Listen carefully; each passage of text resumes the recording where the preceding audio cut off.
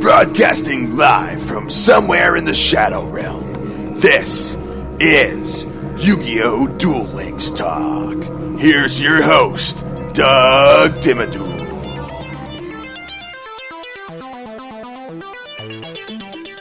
Hey there, and welcome to another episode of YuGiOh Duel Links Talk. Today, we're going to take a look at some of the news that's going on for the week of October 11th, 2017.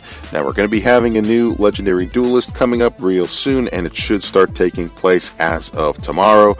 But they did make the announcement as of October 6th that there will be a Legendary Duelist hanging around from October 12th through October 20th, and the new character is fit for the time of year that it's going to be arriving. And the quote is, "Dueling me will give you a spook that will put you in your grave." So we'll see how this whole situation works out and see who the Legendary Duelist is. I'm sure a lot of folks pretty much have a good idea, but we will be finding out on the 12th. And we should be doing a little bit of coverage on that one as that comes out. Also, keep in mind too that there is a survey regarding the addition of the GX Duel World.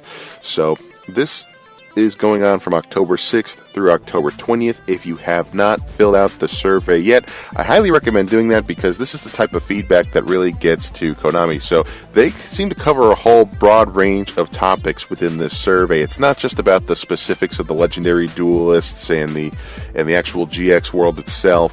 They also get into a little bit about ranked duels and how you're liking it, what's keeping you from playing within ranked duels and stuff like that. So if you have some feedback, something along the lines of maybe there's just something that you don't like about ranked duels. I know one of the more common complaints is that it could take you a day or two to rank up 1 or 2 levels, but it could take you 5 minutes to rank down. I mean, if you want to add some kind of feedback like that, they do allow you the opportunity to within some of those comment boxes at the very end of the survey. So this is something that I always recommend players do because Konami does do a good job of listening when these surveys are put out, and they've made a lot of good changes based off of some of the feedback that has been appearing in those surveys. So that's just something to look at. There is also a fall sale going on still. It is going on through October 13th. There's a 50% off sale. There's you're able to get some 2 packs plus a super rare and 3 packs plus a super rare. Instead of it being the regular 2 packs and a super rare, it would be 3 packs and a super rare. That's showing kind of a 50% discount. But you're also able to get some card sleeves and some card mats too, showing Jade and Yuki and Yami Yugi on them. So it's a pretty cool set. I mean, if you really want to get some new sleeves and a new playmat in your game, this sale would be pretty cool to utilize. And I've seen a few players using them within ranked duels and within casual duels. They're really cool card mats. I mean, I'm not really the one who gets all caught up in card mats and card sleeves and stuff within this game, but for those people who are, I can see that there would be a little bit of hype involved with that. So, moving on to some additional news that's taking place within the card trader. If you've been checking your card trader's inventory, you may have noticed a few new cards. The first card is an ultra rare that you could get. It's a continuous trap card, Tiki Soul. You special summon this card as an effect monster, a rock type light, level 4, attack 1000, defense 1800, and it's also still a trap card. While this card is an effect monster, if another trap card you control that is a monster would be destroyed by your opponent's card, either by battle or card effect, and sent to your graveyard, you could set it in the spell and trap card zone instead. So, this card works really, really nicely in some of those trap decks, the ones where you're using the embodiment of Apophis, because that's really the other trap card that you could use as a monster. I'm assuming they'll be implementing more of those as the game goes on and as they add new cards. But Tiki Soul, as an ultra rare, it seems to be coming at a pretty steep price for a very specific type of deck.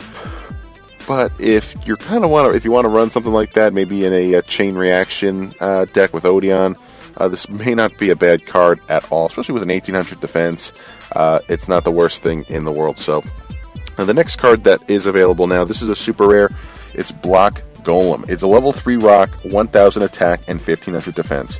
If all the monsters in your graveyard are Earth, You contribute this card to target 2 level 4 or lower rock monsters in your graveyard except Block Golem and special summon those targets, but their effects that activate on the field cannot be activated this turn. So Block Golem does seem like a pretty solid card to be used just right off the bat with I'm thinking a Magnet Warrior deck as well, since you're dealing with the majority of Rock Earth monsters.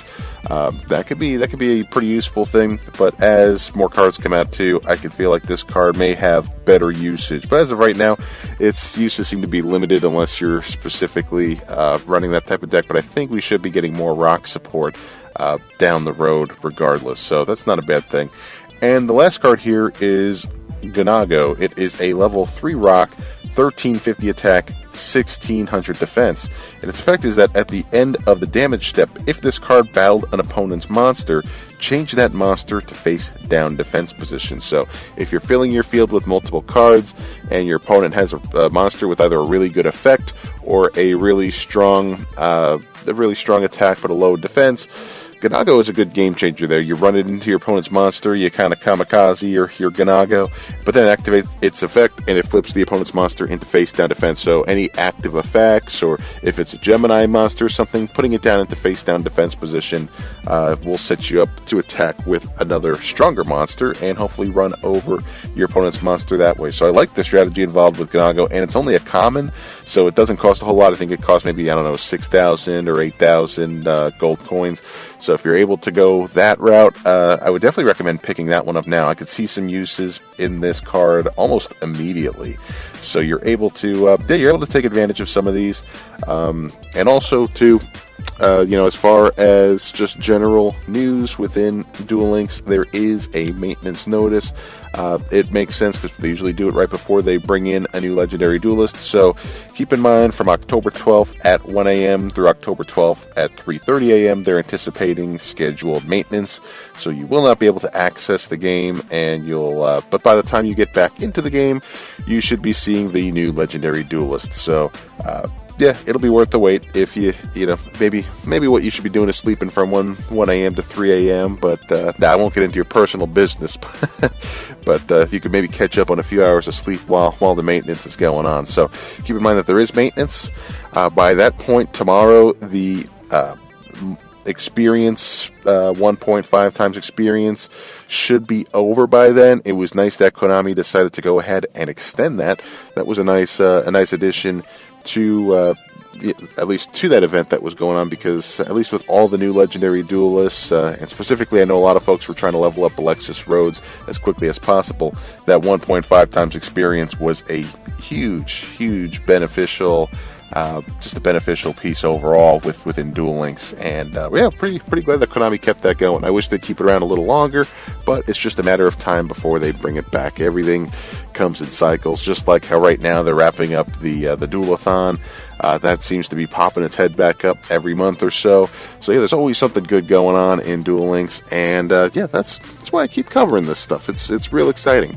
But that's pretty much it for the news. If there's anything that you want to bring up, or any news that, or maybe even rumors that are coming down the line, feel free to reach out to me on Twitter at YuGiOh Deck Talk. It's all one word, at YuGiOh Deck Talk, and I'd love to hear from you. But anyway, that's it for today's episode. Thanks again for tuning in, and we'll see you next time. Take care.